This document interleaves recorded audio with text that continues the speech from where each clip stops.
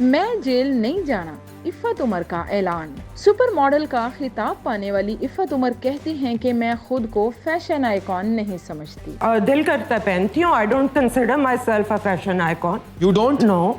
ना ही खुद को इस काबिल समझती हूँ कि सियासतदान बन जाऊं। उन्होंने कहा कि मैं सियासतदानों की बहुत इज्जत करती हूँ। सियासतदान कोई ऐसे ही थोड़ी बन जाता है भाई, जेलों में जाना पड़ता है और मैं नहीं जाना जेल।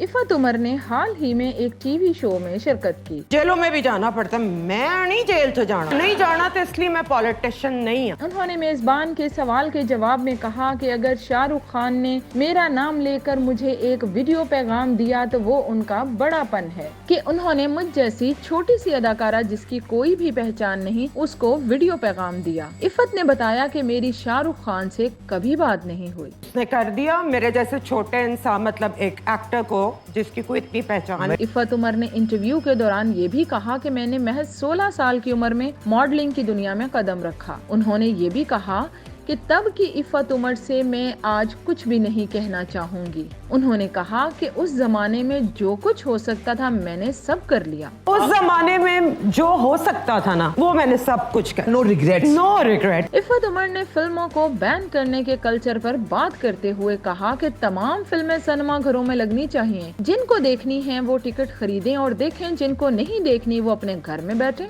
सिनेमा में फिल्में लगने से इंडस्ट्री और सिनेमा दोनों को सपोर्ट मिलेगी। आप टिकट खरीदें, देखें, नहीं आपको कोई एतराज है तो घर बैठे रहे भाई। एक सवाल के जवाब में इफ़त उमर ने ये भी कहा कि रईस माहिरा खान से पहले ईमान अली को ऑफर हुई थी। मुझे आज तक इंडिया से काम की ऑफर नहीं आई, अगर आई होती तो यकीनन कबूल करती क्योंकि बॉलीवुड इंडस्ट्री एक बड़ी इंडस्ट्री है।